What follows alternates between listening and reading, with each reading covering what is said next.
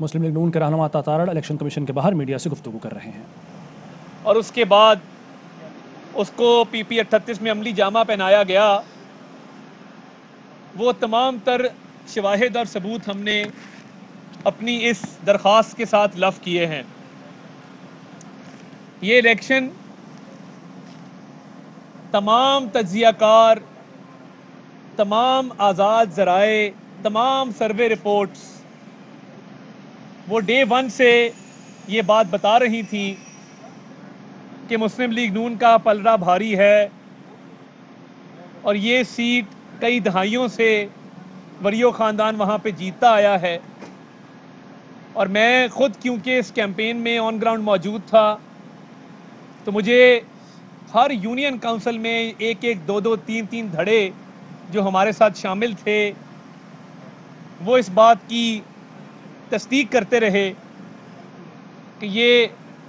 बहुत ही मुस्तहकम पोजीशन है और इंशाअल्लाह मुस्लिम लीग नून भारी अक्सरियत से यहाँ से कामयाब होगी। मगर सरकारी ज़राए का बेदरेग इस्तेमाल, 2.5 से 3 अरब रुपए की तरक्याती स्कीमों की वहाँ पे इजरा, जिस यूनियन काउंसिल में मुस्लिम लीग नून का जलसा होता था उससे अगले दिन बुज़दार के प्रिंसिपल सेक्रेटरी ताहिर खुर्शीद साहब अपने दामाद की खातिर तरक्याती सामान ठेकेदारों से साजबाज करके वहां पे पहुंचा देते थे। और इससे बड़ी दलील क्या हो सकती है कि ये हल्का इंतखाब PTI की तरफ से फिरदौस आशिक अवान का है और PTI के अंदर इतनी फूट थी कि इलेक्शन के फौरन बाद ताहिर खुर्शीद साहब ने वज़ीर आला से बात करके ना सिर्फ फिरदौस आशिक अवान को मुआवने खसूसी के ओहदे से बरतरफ करवाया, बल्कि एहसन सलीम बरियार की तकरीब हल्फ बरदारी में से उनको बेदखल किया गया। और देखिए, असेंबली के अंदर दाखिला ये किसी भी साबका मेंबर का इस्तेहकाक होता है। आप अगर एक दफ़ा पार्लियामेंट के मेंबर रहे हैं तो असेंबली के अंदर दाखिले से आपको कोई नहीं रोक सकता। तो आप हालात का अंदाज़ा करें कि उस हल्का इंतखाब से इलेक्शन लड़ने वाली PTI की खातून रुकन फिरदौस आशिक अवान को अंदरूनी मुखालफत की वजह से और आपस के इख्तलाफात की वजह से वहाँ दाखिले की इजाज़त तक नहीं दी गई। जिस जमात के अंदर इतना फूट था उस जमात ने इतनी ज़्यादा कास्टिंग कैसे करवा ली? मेरा पहला सवाल ये है कि 1,29,000 वोट इस हल्के में कास्ट हुआ है और ये वोट जनरल इलेक्शन की कास्टिंग से ज़्यादा है। वोटर टर्नआउट की शरह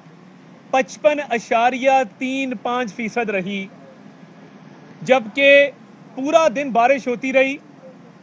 हमारे कैंप्स पे बहुत रश था, मगर 7 पोलिंग स्टेशन ऐसे हैं जहां दोपहर 12 बजे तक पानी खड़ा होने की वजह से कास्टिंग नहीं हो सकी। और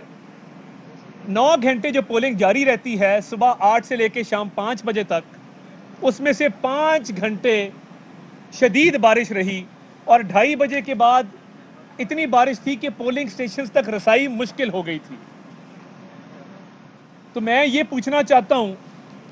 कि ये 70 पोलिंग स्टेशंस पे 70 से 80% के दरमियान कास्टिंग कैसे हुई? क्या ये मुमकिन था या ये मुमकिन होता है कि 70 से 80 पोलिंग स्टेशंस पे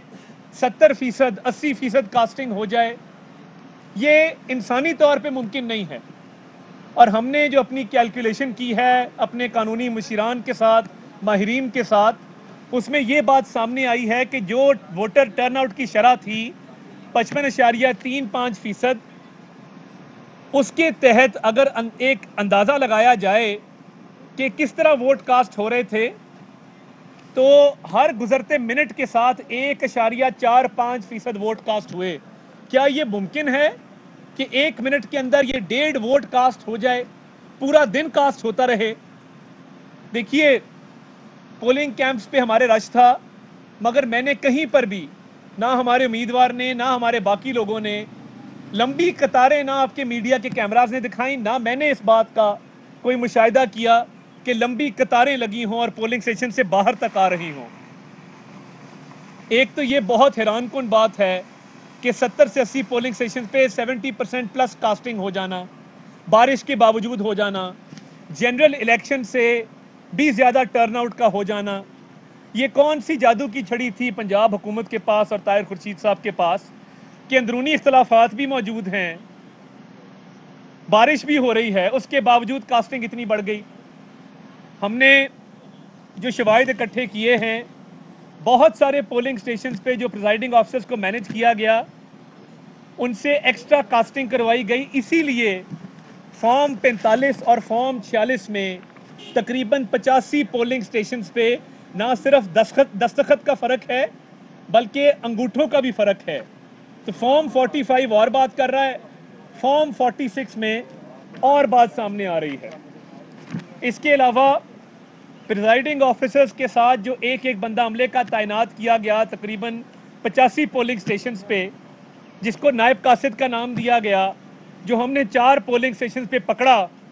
कि वो इजाफी वोट कास्ट कर रहे हैं, उनको पुलिस ने गिरफ्तार तो किया मगर चंद ही मिनट बाद थोड़ी देर आगे जाके उनको गाड़ी से उतार दिया। ये वीडियो आपसे हम शेयर करेंगे। यानी एक बंदा पोलिंग स्टेशन से पकड़ा जाता है कि वो इजाफी वोट कास्ट कर रहा है, मगर उसके खिलाफ कानूनी, उसको बेदखल कर दिया जाता है पोलिंग स्टेशन से, मगर उसके खिलाफ किसी किस्म की कानूनी कार्रवाई अमल में नहीं लाई जाती। तो इन तमाम बातों का, इन तमाम शवाहिद का पंजाब हुकूमत को भी जवाब देना होगा, ताहिर खुर्शीद साहब को भी जवाब देना होगा कि इतने मुनज़्ज़म तरीके से धांधली की जो मनसूबाबंदी की गई और प्रिजाइडिंग ऑफिसर्स के ज़रिए बोगस कास्टिंग जो की गई है, इसको हम हर फोरम पे बेनकाब करेंगे। आज इलेक्शन कमीशन के रूबरू जो हमने दरख्वास्त जमा कराई है वो समाअत के लिए मंजूर कर ली गई है और 24 तारीख को इसकी बाकायदा समाअत की जाएगी। हमारी दरख्वास्त ये है कि जो तमाम शवाहिद और सबूत हमने इस दरख्वास्त के साथ लगाए हैं और जो मैंने आपसे यहाँ पे गुफ्तगू की है, उस बेस पे ना सिर्फ इस इलेक्शन को कलअदम करार दिया जाए बल्कि इस हल्के को खोला जाए। इस हल्के को खोल के इसका फोरेंसिक ऑडिट किया जाए कि जो बैलेट पेपर हैं, कितने बैलेट पेपर हैं जिन पे मोहर नहीं लगी, कितने बैलेट पेपर ऐसे हैं जो काउंटर फॉइल के साथ मैच नहीं करते, कितने बैलेट पेपर ऐसे हैं जो प्रिजाइडिंग अफसर ने जारी तो कर दिए मगर काउंटर फॉइल में वोटर के कवायफ दर्ज नहीं हैं, वोटर का नाम दर्ज नहीं है, वोटर का शनाख्ती कार्ड नंबर दर्ज नहीं है, वोटर का थंब इंप्रेशन मौजूद नहीं है। तो ये जो फोरेंसिक ऑडिट किया जाएगा और इस हल्के को खोला जाएगा तो दूध का दूध और पानी का पानी हो जाएगा। और मैं समझता हूं कि तहरीके इंसाफ को इस चैलेंज को कबूल करना चाहिए कि इसका फोरेंसिक ऑडिट करवाएं और काउंटर फॉइल और बैलेट पेपर की इंस्पेक्शन की जाए ताकि ये वाजे हो सके कि कितने वोट इजाफी डले थे। तो हमने ये इस्तदा की है कि इस हल्के को खोल के इसका मुकम्मल, इसकी इंस्पेक्शन रिकॉर्ड की और मुकम्मल बैलेट पेपर्स का और काउंटर फॉइल्स का फोरेंसिक ऑडिट करवाया जाए कि अगर फॉर्म 45 और 46 में अंगूठों का भी फ़र्क है, प्रिजाइडिंग और असिस्टेंट प्रिजाइडिंग के दस्तखत का भी फ़र्क है, तो आप खुद ही अंदाज़ा कर सकते हैं कि बैलेट पेपर पे और काउंटर फॉइल पे कितना ज़्यादा फ़र्क होगा। और इतनी कास्टिंग हो जाना और इस रेट पे कास्टिंग हो जाना और उसके बाद बंदों का पकड़ा जाना कि जो इजाफी वोट कास्ट कर रहे हैं और उनके खिलाफ इंतज़ामिया की तरफ से कानूनी कार्रवाई ना किए जाना और उसके बाद 2.5 से 3 अरब रुपए की डेवलपमेंट जो ताहिर खुर्शीद साहब ने कराई है, तो ये अब हमने कानूनी चाराजोई आज शुरू की है और इसको हर लेवल पे उठाएंगे। और हम समझते हैं कि हमारा मेरिट पे केस बहुत स्ट्रॉन्ग है और इंशाल्लाह इसमें से जो निकलेगा वो अवाम के सामने भी लेके आएंगे। मैं अब हमारे जो उम्मीदवार थे तारिक सुबहानी साहब से गुजारिश करूंगा कि वो भी अपनी बात जो है वो आपके सामने रखें। बिस्मिल्लाहिर्रहमानिर्रहीम। मैं सबसे पहले तो आप लोगों का मशकूर हूँ कि आप लोग यहाँ तशरीफ़ लाए और माजरत खां हूँ कि हम लेट हो गए, अब काफ़ी देर से इंतज़ार कर रहे थे। जैसे मेरे भाई अता तारड़ साहब ने पूरा केस तफसील से बयान किया है, मेरा भी मौक़िफ़ यही है कि इलेक्शन फेयर एंड फ्री नहीं हुए, उसमें धांधली की गई है और प्रिजाइडिंग ऑफिसर मिले हुए थे और बारिश के दौरान इतनी वोट कास्टिंग हो ही नहीं सकती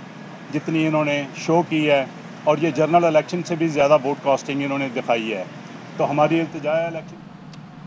मुस्लिम लीग नून के रहनुमा अताउल्लाह तारड़ इलेक्शन कमीशन के बाहर मीडिया टॉक कर रहे थे।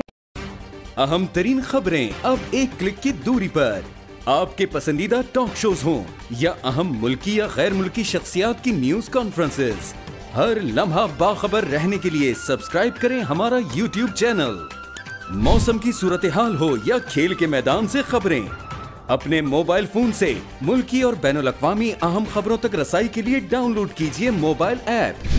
बावसूख ज़राए से मुसद्दिका खबरों, तज्ज़ियों और तबसरों से मुस्तफ़ीद होने के लिए विजिट कीजिए पाकिस्तान की सबसे बड़ी न्यूज वेबसाइट www.arYnews.tv। इन सब के अलावा पाकिस्तान का सबसे बड़ा फेसबुक पेज हो, सबसे बड़ा न्यूज इंस्टाग्राम अकाउंट या फिर ट्विटर, ARY न्यूज पहुंचा रहा है खबरें सबसे पहले आप तक, ताकि आप रहें हर लम्हा बाखबर।